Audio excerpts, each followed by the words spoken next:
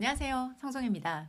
오늘은 25년도 대학 수학 능력 시험이 치러진 날입니다. 그리고 지금은 시험이 방금 끝이 났습니다. 시험이 끝났으니까 여러분 뭘 해야 될까요? 문제를 풀어봐야 되겠죠. 자, 저는 EBS에서 2010년부터 강의를 하면서 우리 수능 라이브 해설을 하고 모의고사 해설을 하면서 이 습관 같은 게 생겼어요.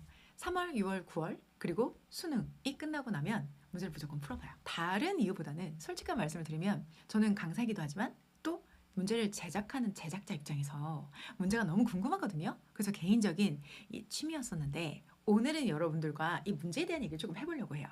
이유는 우리 25년도 출제 기조 전환에 관련해서 이런 이야기들이 있었단 말이야.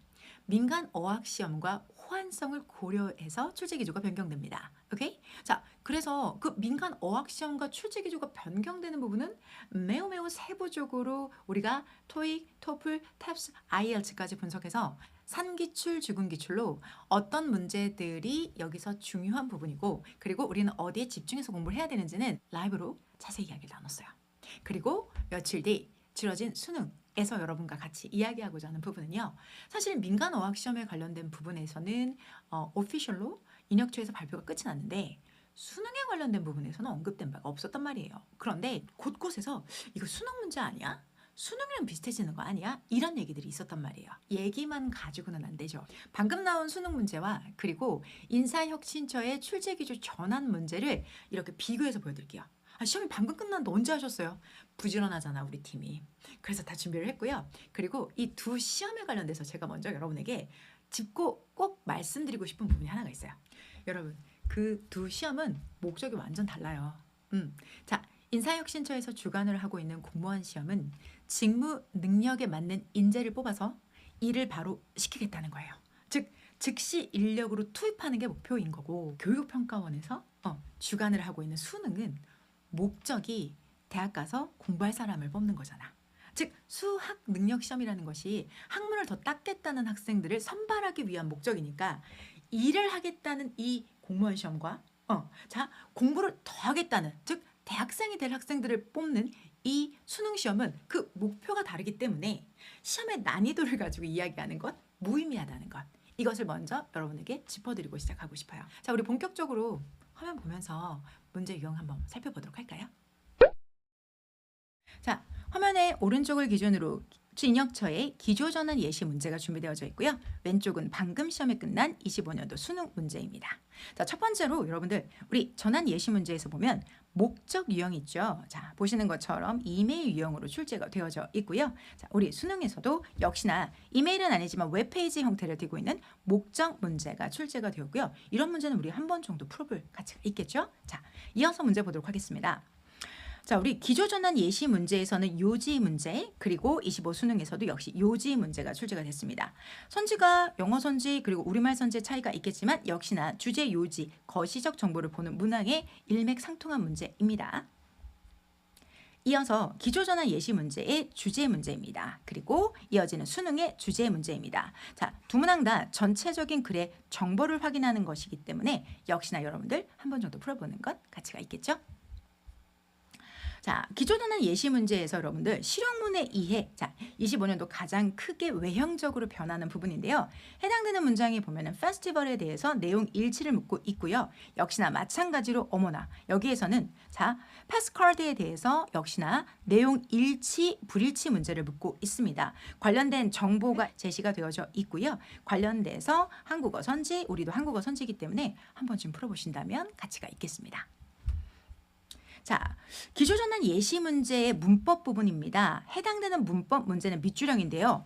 역시 오른쪽, 왼쪽에 있는 수능 문제도 역시나 밑줄형 어법 문제입니다. 자, 지문의 길이의 차이가 와우 상당하죠. 그런데 본질은 지문의 길이가 아니라 자, 밑줄의 위치와 출제 포인트죠. 자, 실제로 여러분들 기초전환 예시 문제에 해당되는 부분은 여기 있는 R와 앞에 있는 knowledge의 수일치를 묻고 있어요. 그런데 이번에 수능 문제에서도 역시나 마찬가지로 여기 여러분들 보세요. 자, 멀리 떨어져 있는 patient와 rose의 수일치를 묻는 문제입니다. 역시나 어법 문제는 자, 산기출, 주근기출에서도 말씀드렸던 것처럼 자, 우리가 보편타당하게 반드시 문장의 문법상으로 체크해야 될 문항들이 역시나 우리 기초전환 예시 문제 그리고 수능 문제에서도 공통적으로 출제되고 있다는 것이 바로 특징입니다. 오케이, 자 이런 문제는 우리 풀어볼 가치 있겠죠.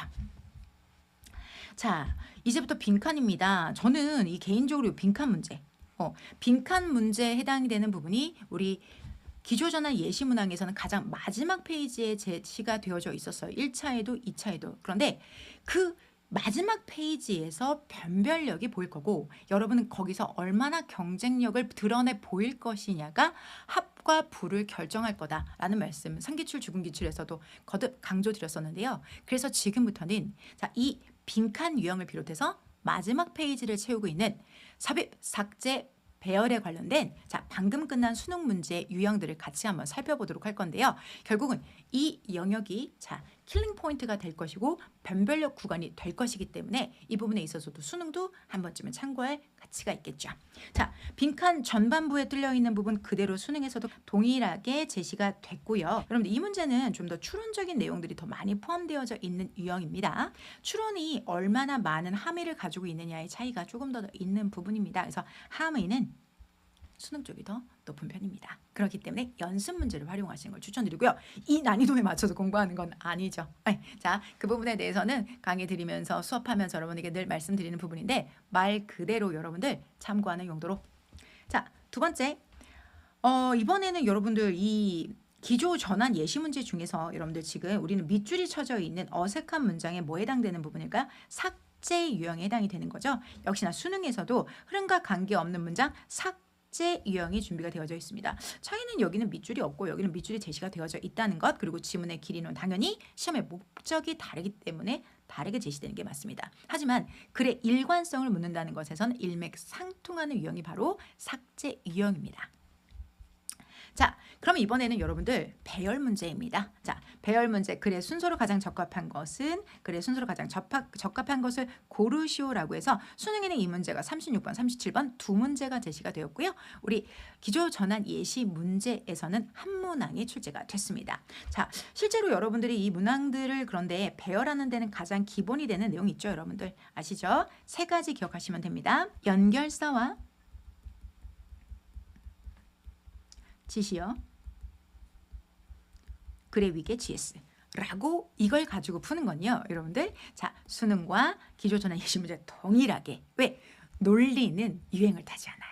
논리는 영역을 모두 다 포괄하기 때문에 그 논리로 푸는 문제는 동일하게 접근하시면 됩니다. 자 마지막 문장은 기초전환 예시 문제에서는 자 들어갈 위치를 묻는 삽입 문제 25 수능에서는 주어진 문장이 들어가기에 가장 적절한 곳을 묻는 역시나 삽입 문제입니다.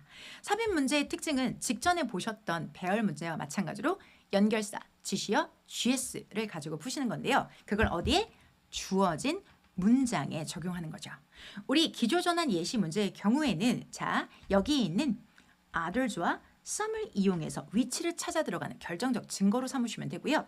역시나 마찬가지로 수능에서도요. 주어진 문장에 있는 여기 연결어, however, 대조의 이 연결어를 이용해서 여러분들이 정답을 딱 찾아내시면 됩니다. 역시나 논리는 영역과 그리고 유행을 타지 않아요. 자, 그렇게 직접 적용해 보시면 됩니다. 어때요, 여러분들? 문항을 출제 기조 예상 문제와 그리고 수능 문제를 양쪽에 정말 비교해 놓고 보니까 분명히 여러분들 다른가 차이가 좀 느껴지시죠? 자, 두 시험은 목적이 다르다니까요. 그러니까 난도 차이도 날 수밖에 없겠죠. 자, 그럼에도 난 이 문항들 한번 풀어보고 싶다 싶으신 여러분들을 위해서 해당 문항들, 수능 문항들과 정답을 정리해서 카페에 올려드렸습니다. 부지런하죠? 올려드렸기 때문에 해당 문제들 한번 다운로드 받아서 트라이 해보시는 것도 괜찮아요. 막연하게 수능 문제 풀어야 되는 거 아니야? 아, 수능 기출문제 좀 하나 살까? 이런 고민하신 여러분들에게 방향과 가이드가 될 수 있는 시간이 꼭 되었으면 하는 바람으로 준비한 시간입니다. 자, 그러면 저는 다른 영상에서 또 뵙도록 하겠습니다. 지금까지 성정이었습니다.